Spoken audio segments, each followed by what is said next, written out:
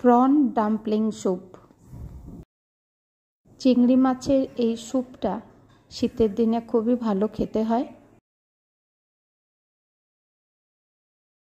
Soup এমন একটা জিনিস বিনা তেলে করা যায়। আজকের স্যুপটাতে একটুখানি তেল ব্যবহার করেছি, আপনারা দেখলেই বুঝতে পারবেন। সুজি, চালের গুঁড়ো, নুন, সামান্য তেল দিয়ে আর ঈষদুষ্ণ গরম জল দিয়ে পুরো মেখে নিচ্ছি।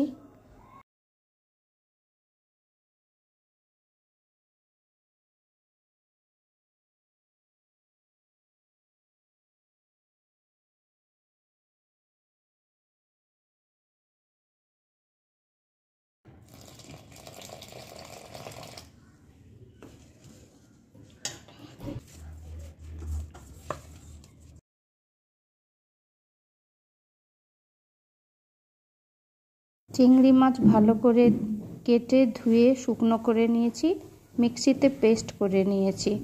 এর সঙ্গে রসুন কুচি, পেঁয়াজ কুচি, লেবুর রস, নুন এই দিয়ে খুব ভালো করে মেখে নেব। আর দেব ধনেপাতা, কাঁচা লঙ্কা, গোলমরিচ গুঁড়ো। আমি এই রান্নাটার মধ্যে আম আদা ব্যবহার করেছি। পুরের ক্ষেত্রেও আম আদা দিয়েছি, আবার যখন স্যুপটা করব তাতেও আমি আম আদা ব্যবহার করব।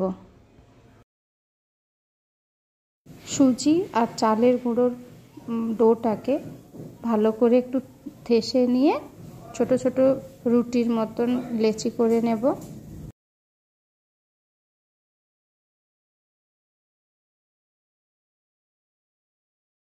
কড়াতে সামান্য তেল দেব, রসুন কুচি, পেঁয়াজ কুচি এই দিয়ে ভালো করে নেড়ে নিয়ে কয়েকটা চিংড়ি মাছ ওখানে দেব যাতে ফ্লেভারটা খুব ভালো হয়। দিয়ে গরম জল দিয়ে দেব যথেষ্ট পরিমাণে।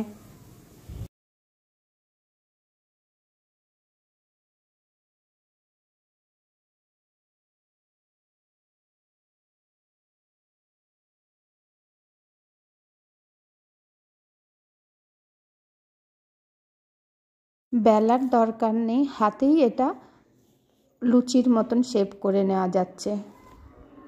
ওদিকে স্যুপটা ভালো করে গরম হয়ে ফুটতে থাকুক, এদিকে ততক্ষণে আমি লেচি কেটে নিয়ে চিংড়ি মাছের পুর দিয়ে আমি একটা শেপ দিয়েছি। আপনারা আপনাদের মতন পছন্দের মতন শেপ দিয়ে মুড়ে নেবেন, ডাম্পলিংগুলো করে নেবেন।